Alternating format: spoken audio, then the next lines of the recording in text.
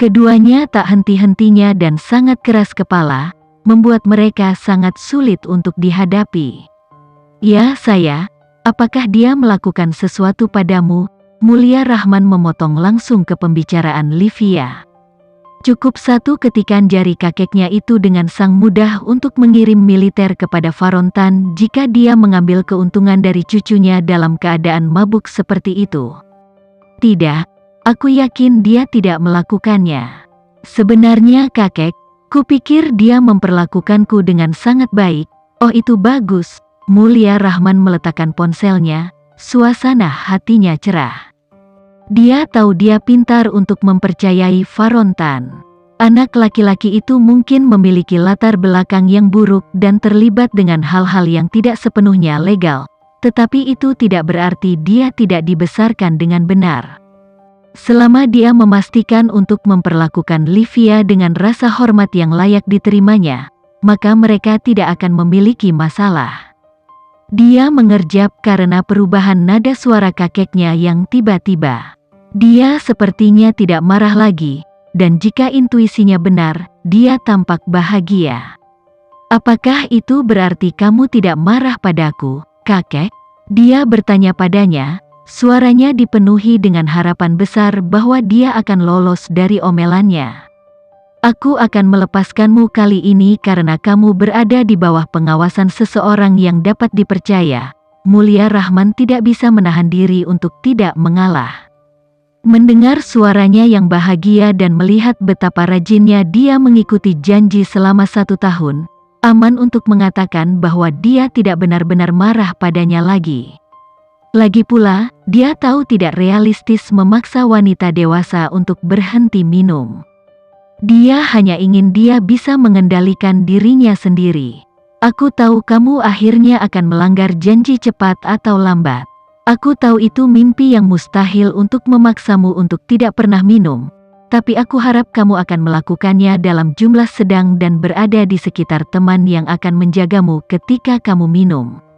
Dia terus mengomelinya, terlepas dari kenyataan bahwa dia tidak marah padanya. Dia tidak bisa menahannya. Bahkan jika Mulia Rahman adalah pria luar biasa yang merupakan sersan mayor militer kejam yang berubah menjadi pengusaha, dia hanya peduli pada sejumlah kecil orang. "Oke, kakek akan mencabut laranganku untuk meminum alkohol, tetapi kamu tidak bisa minum sendiri seperti orang bodoh seperti yang biasa kamu lakukan." Dia tidak ingin sejarah terulang kembali.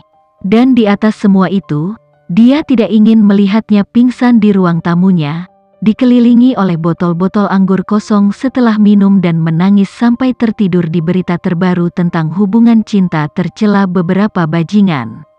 Melihatnya dalam keadaan menyedihkan membuatnya sangat kesakitan, terutama karena dia adalah wanita luar biasa dengan potensi tinggi. Dia tidak harus merendahkan dirinya untuk pria celaka seperti Tio Brahmantio, apalagi menangisi sungai untuknya. Livia Rahman terkejut mendengar ini. "Baiklah, tapi yakinlah kakek, aku tidak akan minum kecuali itu perlu." Mulia Rahman tersenyum mendengar kata-katanya. Alih-alih langsung to the point dengan kata-katanya, membuktikan bahwa dia masih kecanduan alkohol, dia membuatnya terkesan lagi dengan selalu mengetahui hal-hal yang benar untuk dikatakan kepada kakeknya. Sejujurnya, seandainya dia dengan senang hati membalasnya atau bahkan berpikir untuk berterima kasih padanya karena menghapus larangan, dia mungkin kehilangan sebagian dari kasih sayangnya. "Aku akan menahanmu pada kata-katamu, Livy." Dia dengan hangat memberitahunya, suaranya akhirnya terdengar seperti pria seusianya.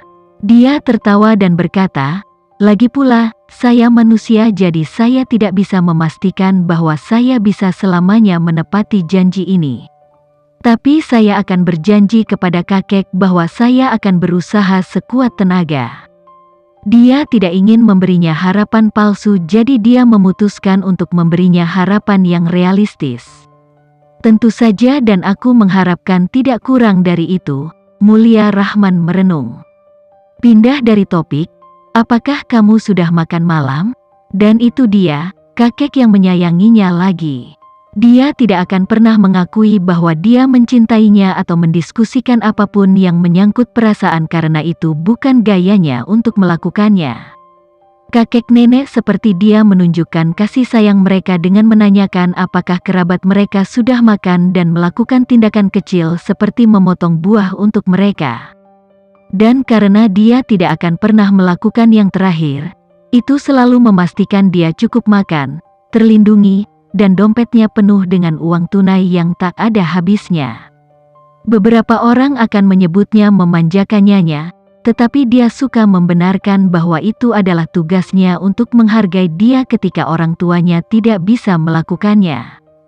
Livia Rahman melihat jam dan menyadari bahwa ini adalah waktu yang ideal untuk makan malam lebih awal.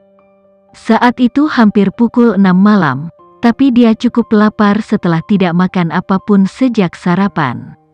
Ketika dia ingat bagaimana Faron Tan dengan riang memasak sarapannya di dapurnya sendiri, suasana hatinya sedikit memburuk. Tidak ingin memikirkannya lagi, dia menyingkirkan pikiran tentang dia, tetapi hatinya yang sedih menolak untuk dengan mudah melepaskannya atas apa yang dia lakukan. Karena Livia mulai mabuk karena meminum beberapa gelas anggur, dia menjadi semakin overthinking. Mengingat Faron yang baik kepadanya dan Tio Brahmantio yang sangat jahat kepadanya. Ketika mengingatnya, dia langsung merasakan tusukan rasa sakit pada cara Tio memperlakukannya, dengan dingin mengabaikannya sepanjang waktu. Hingga Livia mengumpulkan barang-barangnya hingga mentalnya untuk pergi jauh dari kenangannya. Dia bahkan tidak melihat ke belakang ketika dia berjalan keluar dari apartemennya. Dia menggigit bibir bawahnya dan mengarahkan pandangannya ke bawah, tahu dia salah karena dengan bodoh dan keras kepala menyerangnya. Dia tahu bahwa teleponnya masih tersambung pada kakeknya, namun dia dengan sangat santainya membuat kakeknya menemaninya dengan teleponnya di tengah kesibukan kakek Rahman. "Aku belum makan malam, kakek." Dia menjawabnya, ingin ditemani untuk makan malam.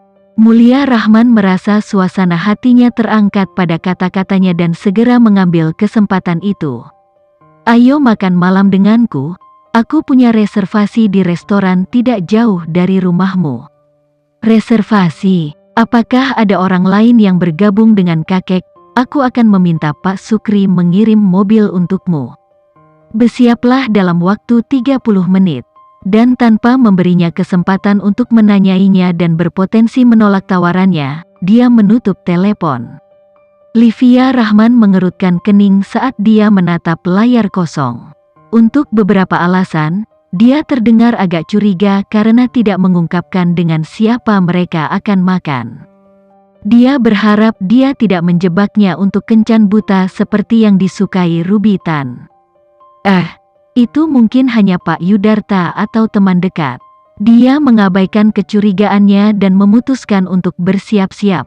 Semua restoran di sekitar Artara adalah restoran mewah, jadi dia tahu yang terbaik adalah berpakaian formal. Kakeknya menyayanginya tetapi tidak sampai pada titik di mana dia akan memaafkannya karena mempermalukannya jika dia makan malam dengan orang penting atau teman dekat. Karena itu, ia memutuskan untuk memilih gaun dengan siluet klasik yang tidak terlalu memperlihatkan kulit. Dia melihat deretan gaun sederhana dan akhirnya menghabiskannya menjadi dua pilihan, gaun hitam dan gaun putih. Setelah beberapa detik, dia memutuskan untuk memakai yang putih.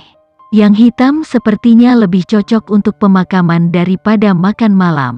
Mengenakan gaun putih yang berhenti sedikit di atas lututnya dan memiliki lengan yang berakhir di siku, dia senang dengan betapa cocoknya gaun itu untuknya. Itu agak ketat di pinggangnya, menunjukkan tubuhnya yang ramping, tapi itu satu-satunya hal yang terungkap tentang dia. Garis leher menyembunyikan tulang selangka, meninggalkan tempat yang sempurna untuk memakai kalung sederhana. Dia terlalu malas untuk merias wajah, jadi dia hanya memperbaiki alisnya dan memakai sedikit perona pipi. Dia mendapat pemberitahuan saat dia menyemprotkan aroma khasnya setelah buru-buru memperbaiki rambutnya. Itu adalah teks dari Pak Sukri yang memberitahu dia bahwa mobil yang menjemputnya sudah ada di bawah.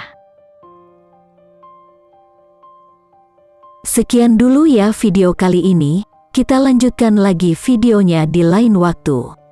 Oh iya, bagaimana menurut kalian? Semoga bisa sedikit menghibur kalian semua. Untuk teman-teman yang baru nonton, jangan lupa subscribe ya, hehehe. Dan kalau teman-teman ada yang ingin gabung langganan, bisa langsung gabung saja untuk dapat fitur yang menarik dan sedikit membantu Mimin. Terima kasih banyak sudah menonton, sampai jumpa lagi, bye bye bye.